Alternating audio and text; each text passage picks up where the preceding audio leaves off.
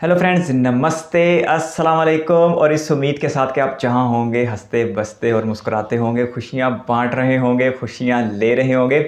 एक शानदार वीडियो का आगाज़ करते हैं और ये वीडियो है राजधानी, जो हम देखने जा रहे हैं संदीप भाई के साथ। और संदीप भाई ने टाइटल में लिखा है कि ये एक स्पेशल राजधानी है। तो देखते हैं इसमें क्या स्पेशल है, क्योंकि कुछ दिन पहले ही सत्या भाई के साथ देखी है दुरंतो एक्सप्रेस, और जो कि सत्या भाई ने कहा था कि ये भारत की सबसे तेज़ तरीन दुरंतो एक्सप्रेस है। उसमें सत्या भाई ने प्रीमियम क्लास में सफ़र किया था, तो उनको ज़रा प्रीमियम से और मीठे मीठे से सहूलतें फराहम की गई थी। और सत्या भाई दिल्ली से चल के मुंबई की बड़ा मुतमईन होकर पहुँचे थे। खाने को लेकर बड़ा इत्मीनान बख्श दिखाई दे रहे थे। और जो 1450 किलोमीटर का फासला उन्होंने 16 घंटे में तय कर लिया था। आज बारी है संदीप भाई के साथ एक शानदार राजधानी देखने की। तो देखते हैं ये राजधानी किस रूट के ऊपर चलती है और इसमें संदीप भाई के साथ क्या क्या खिदमात की जाती हैं। तो एक बिला तखीर इस वीडियो का आगाज़ करते हैं।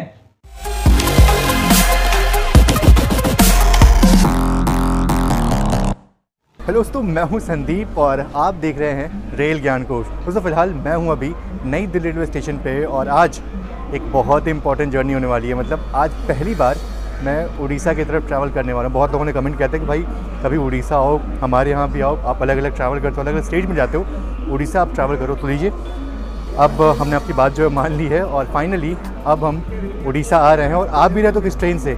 उड़ीसा की शान भुवनेश्वर राजधानी एक्सप्रेस में। और ये यात्रा बस भुवनेश्वर तक ही सीमित नहीं रहने वाली, बल्कि ये कारवां दक्षिण भारत के छोर को छूते हुए भारत के सर का ताज जम्मू और कश्मीर तक जाएगा। तो ये बहुत ही लंबी सीरीज होने वाली है, जिसको मैं अलग अलग पार्ट्स में सारी यात्राएं दिखाऊंगा। और आज की यात्रा शुरू होती है भुवनेश्वर राजधानी में, जिससे हम न्यू दिल्ली से बिहार तक जाने वाले हैं। भुवनेश्वर बड़े ज़बरदस्त। और पता है आज की जर्नी का सबसे स्पेशल चीज़ क्या है? वैसे आपने टाइटल देख के समझ लिया होगा। तो आज हम ट्रैवल करने वाले हैं इस राजधानी के फर्स्ट क्लास में, और ये रहा फर्स्ट क्लास जिसमें आज हम ट्रैवल करने वाले हैं। वाकई यार काफ़ी अच्छा लग रहा है। सत्या भाई की खिदमतें अभी कुछ दिन पहले ही देखी हैं दुरंतो पे। राजधानी का इंटीरियर कैसा है? यार एक चीज़ तो है कि फर्स्ट क्लास का इंटीरियर ना वाकई बहुत, कॉरिडोर तो उसका भी था दुरंतो का, मिलता जुलता था, जो कि काफ़ी अच्छा लग रहा है। बहुत सारे पेंटिंग्स जो है वो बने हुए हैं। चलिए, इंटीरियर तो आपने देख लिया, अब गाड़ी का डिपार्चर जो है होने वाला है। तो डिपार्चर आपको फटाफट दिखाते हैं न्यू दिल्ली से। तो इस राजधानी में जो आपको पेंटिंग्स दिख रही है ना, वो नैल्को यानी कि नेशनल एल्यूमिनियम कंपनी लिमिटेड ने बनवाई है। और बहुत ही खूबसूरत पेंटिंग जो है वो ये देखने में लगती है और कहीं ना कहीं अट्रैक्ट करती है राजधानी ये कि आप आओ और इसमें सफ़र करो। वाकई तो बहुत ही खूबसूरत है। सत्या भाई भी इधर ही हैं और आज ट्रैवल कर रहा है हमारे साथ सत्या भाई। किसी तारुफ के मोहताज नहीं है जी। एक बार हमने जर्नी की थी कानपुर तक ना, छोटी जर्नी थी। उस दिन दुरंतो में सत्या भाई साथ नहीं थे। वो तो तेजस राजधानी खड़ी करेक्ट टाइम यानी कि 5 बजे हमारी ट्रेन का डिपार्चर नई दिल्ली रेलवे स्टेशन से हो चुका है। मुंबई दिल्ली तेजस राजधानी लगती है मुझे तो पक्की। मंजिल दूर है पर हौसलों में जान है, पंख कमज़ोर ही सही पर मजबूत मेरी उड़ान है। आज तो शेर व शायरी से आगाज़ किया इस शानदार सफ़र का। संदीप भाई तो मजबूत हो गए भाई। चलिए, डिपार्चर तो हो चुका है हमारा नई दिल्ली से। अब जर्नी जो है वो शुरू हो चुकी है और सेफ्टी के लिए दरवाजे बंद कर देते हैं। ये दरवाजे वंदे भारत में जब बंद होते हैं तो उस वक्त आपको अच्छा नहीं लगता, वो खुद अपने हाथों से बंद कर रहे हैं। निकलते ही उड़ान। आनंद विहार टर्मिनल मधुपुर। तो हमारी ट्रेन को चले हुए करीब आधे घंटे का वक्त हो चुका है और टेबल जो है वो सज चुका है, यानी कि जो स्नैक्स है ना, इवनिंग स्नैक्स है, वो सर्व होने वाला है। देखते हैं भाई इवनिंग स्नैक्स में क्या मिलता है हमें। पर उससे आधे घंटे में गाजियाबाद स्टेशन का स्किप दिखाना ज़रूरी था। गाजियाबाद। संदीप भाई की एक बात समझ नहीं आई, जहाँ ये इसकी तरफ रहे हैं साधारण एक्सप्रेस और बर्डी इंटरसिटी कह रहे थे कश्मीर आ जाएगा या कश्मीर की तरफ जाएंगे। बहरहाल अब गाजियाबाद आ गया।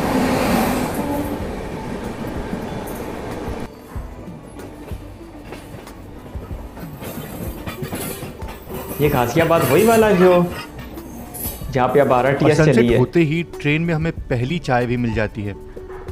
तो ये रहा हमारा आज का इवनिंग स्नैक्स और देखो क्या क्या मिलता है इसमें यार, काफ़ी चीज़ें मिल जाती है। रोस्टेड आलमंड्स, ये समोसा ही लग रहा है मुझे, और ये सोन पापड़ी है, ये सैंडविच और गर्म पानी है इसमें। बाकी चाय बनाने की जो सामग्री है वो यहाँ पे रखी हुई देखो। कि समोसा तो शायद नहीं है ये, तो ये है पफ, पहली बार मिला शायद, इससे पहले समोसा फिर कचौरियाँ जो वही मिलती थी। और बाकी सब चीज़ तो देख ली आपने। चाय हमारी तैयार हो गई है, जल्दी से वो फिनिश करते हैं और बाहर बहुत ही खूबसूरत सनसेट हो रहा है, वो देखने चलते हैं। वाकई बड़ा ज़बरदस्त नज़ारा है। ये सफ़र बड़े अच्छे दर्जे के करते हैं संदीप भाई और सत्या भाई।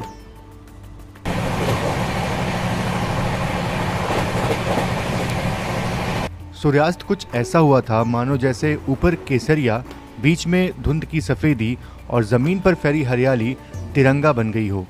तो संदीप भाई के अंदर आज पूरे शायरों वाली रूह आई हुई है। राजधानी है तो कंटिन्यूसली हमारी गाड़ी जो है वो 130 की रफ्तार में चल रही है, और अब जो है ना अलीगढ़ को हम स्किप करने वाले हैं। और ये मतलब एक मेजर स्किप होता है, तो मैं चाहता हूँ कि आप लोग देखो कि हमारी ट्रेन जो है वो अलीगढ़ को किस तरीके से स्किप करती है। अलीगढ़ तो हमने किताबों में भी पढ़ा है ना, वो कानपुर में रुकने वाली है। वैसे कोई हॉल्ट नहीं है, सीधा कानपुर ही हॉल्ट है, और वहाँ पहुँचने से पहले जो डिनर है वो सर्व हो जाएगा। तो उससे पहले कुछ इंटरेस्टिंग देखते हैं, यानी कि अलीगढ़ का हाई स्पीड स्किप जो है वो आपको दिखाते हैं। क्या खूबसूरत शाम है। और सूरज ढलने के बाद अलीगढ़ को ट्रेन ने जिस रफ्तार में स्किप किया उसका बिल्कुल भी पता नहीं चला। कमाल है यार, चंद सेकंड में पूरा स्टेशन गुजर गया। 130 पे जा रहे हैं संदीप भाई बता रहे हैं। तब पता था कि डिनर के पहले सूप ज़रूर से मिलने वाला है इस ट्रेन में। दूसरी खिदमत पेश भी हो गई जनाब, अभी खाना रात का बाकी है। और सूप के तुरंत बाद डिनर भी सर्व हो जाता है। ये लीजिए, तीसरा मेन्यू भी आ गया। शार्प 8 बजे जो डिनर है वो सर्व हो गया, और पैकिंग बड़ी अच्छी है, हर चीज़ बढ़िया से फॉइल में पैक करके दी हुई है। सबसे अच्छी बात यह है ना कि बहुत ही गर्म है। अनबॉक्सिंग हो पूरा एहतमाम है जी।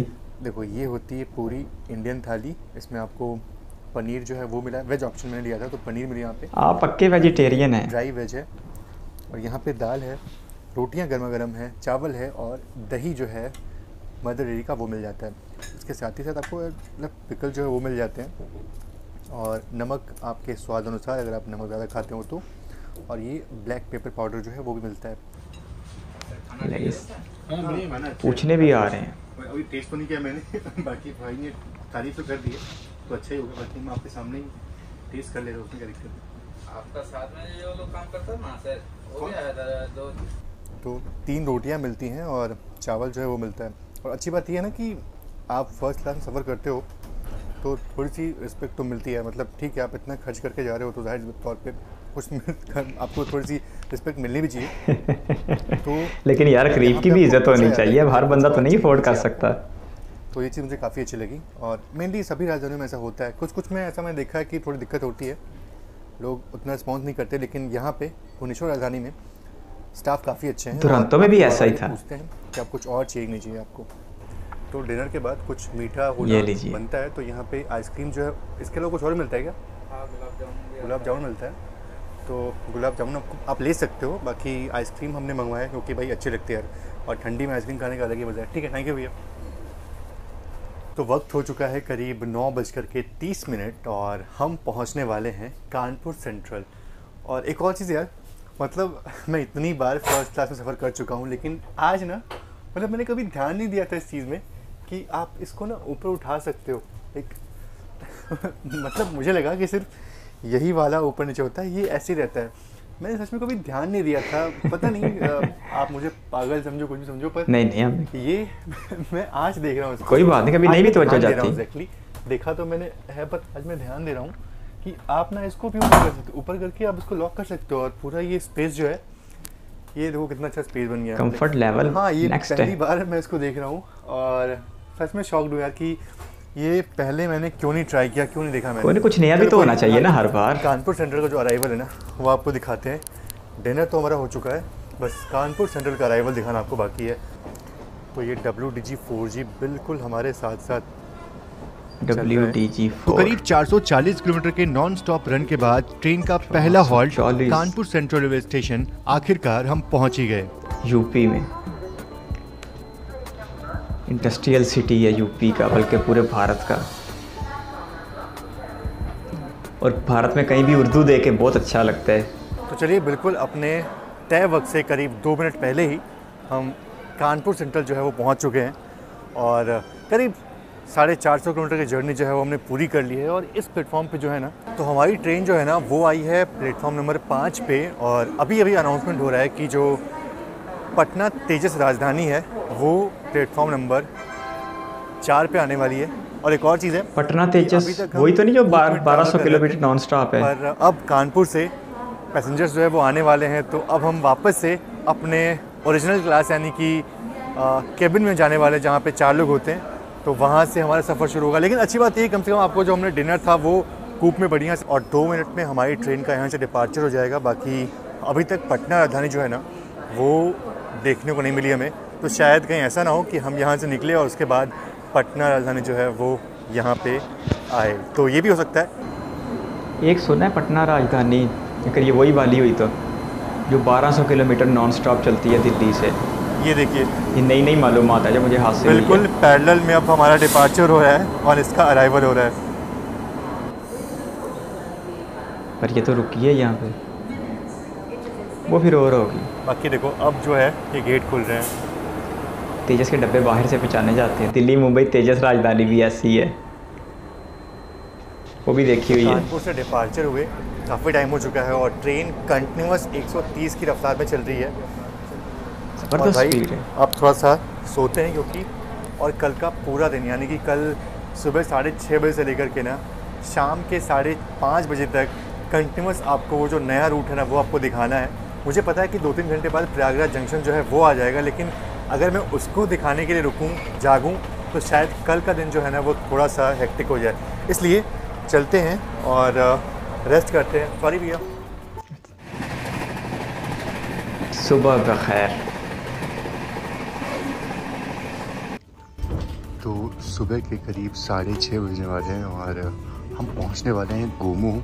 पहुंच चुके हैं ऑलमोस्ट, और हमारे जो टी है ना वो भी आ चुका है। चलिए फिलहाल गोमू का अराइवल जो है वो लेते हैं।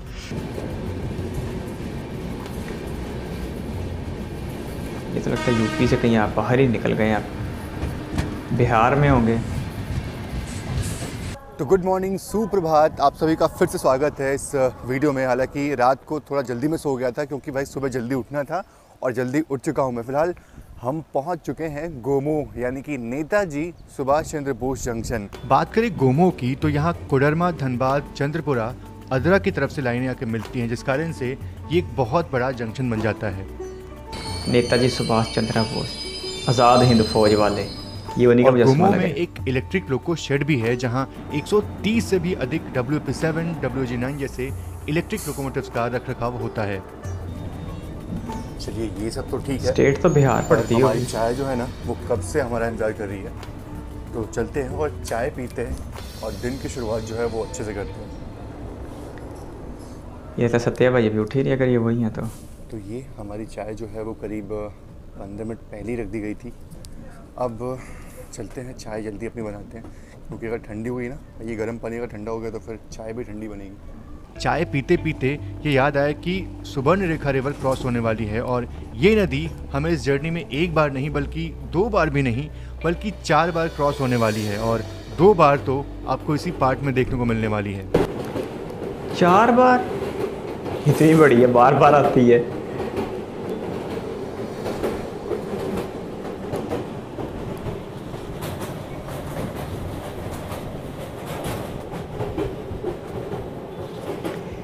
सनसेट भी कमाल था, अब सनराइज़ भी कमाल है, लेकिन नदी मौसम की वजह से कोई इतनी ज़्यादा ज़ोरों पे नहीं है। और इतनी बड़ी बड़ी फैक्ट्रीज को देख करके यही लगता है कि अब हम पहुंचने वाले हैं बोकारो स्टील सिटी।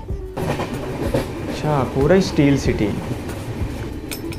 ओके यार, बड़े बड़े मामलात हैं यहाँ पे। तो एक जमशेदपुर भी है ना जो टाटा वालों ने बसाया था, इंडस्ट्रियल सिटी।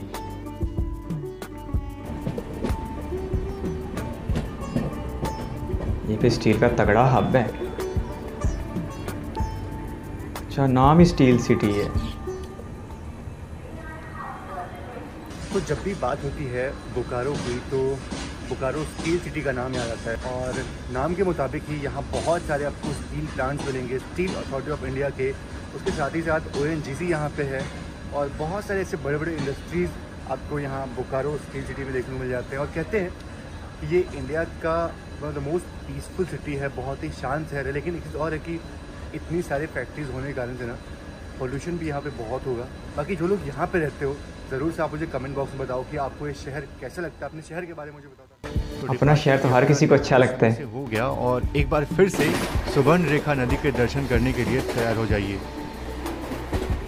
घूम फिर के फिर वही नदी आ जाती है। तो बोकारो स्टील सिटी से निकलने के बाद अब हम पहुंच चुके हैं वेस्ट बंगाल में, एंटर कर चुके हैं हम। और अब यहाँ से वेस्ट बंगाल और बाकी आगे जो उड़ीसा की जर्नी जो है ना वो देखने को मिलने वाली है। लेकिन ये वीडियो काफ़ी लंबा होने वाला है, इसलिए मैं इस पार्ट को बहुत जल्दी ख़त्म करूँगा और बाकी जर्नी जो है वेस्ट बंगाल और उड़ीसा की आपको नेक्स्ट पार्ट में दो रास्तों की दिखा दी। जो ब्रेकफास्ट है वो मैं आपको दिखाने वाला हूँ उस पार्ट में। उसके बाद जो लंच है और बाकी की जर्नी जो है ना वो मैं आपको सेकंड पार्ट में दिखाने वाला हूँ। संदीप भाई ने बीच छोड़ दिया। बताया था कि हमारी ट्रेन जो थी वो वेस्ट बंगाल में एंटर हो गई थी, लेकिन वापस से हमारी ट्रेन जो है वो झारखंड में आ चुकी है। क्यों? और बस पहुंचने वाले हैं मुरी जंक्शन, पर उससे पहले हमारी ट्रेन जो है वो रुकी हुई है। क्या शानदार कर्व पे ट्रेन रुकी हुई है हमारी। हाँ ये तो है। और सिग्नल रेड है, प्लेटफॉर्म पे जाने की अनुमति जो है वो नहीं मिली हमें। राजधानी को मतलब ऐसे, चलो ठीक है निकल चुके हैं अब तो सीट का सिग्नल तो हो गया, ट्रेन हमारी चल रही है अब। बाकी एक और चीज़ है, जो अपना ब्रेकफास्ट है ना वो भी ऑलमोस्ट तैयार हो चुका है, बस कुछ ही देर में हमारी सीट पे पहुंच जाएगा। आपको दिखाऊंगा मैं ब्रेकफास्ट में क्या मिलने वाला है। पर ब्रेकफास्ट करने से पहले मैं आपको मुरी जंक्शन जो है ना वो दिखाना चाहता हूँ। पूरी जहाँ पे वही मेला लगता है, जो है अभी क्रॉस यात्रा, और रथ ये यात्रा। इसी यात्रा में ये दूसरी बार हमें सुवर्ण रेखा रिवर से मुलाकात हो रही है। पूरी उड़ीसा में है, ये वही वाला है। तो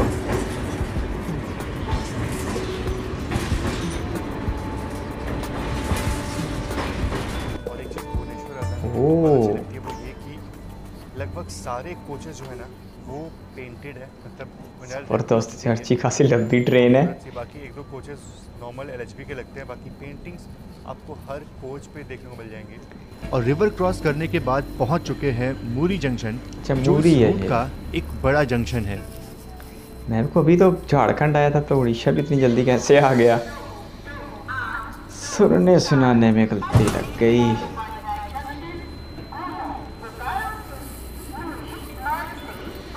बड़ा खुला डुला स्टेशन है यार, आउटडोर ही है सारा मॉल। ये तो यूरोप की तरह टंके हुए हैं। बात करें मुरी की ना, तो मुरी को जंक्शन इसलिए कहते हैं क्योंकि यहाँ से बहुत सारी लाइनें जो हैं वो निकलती हैं।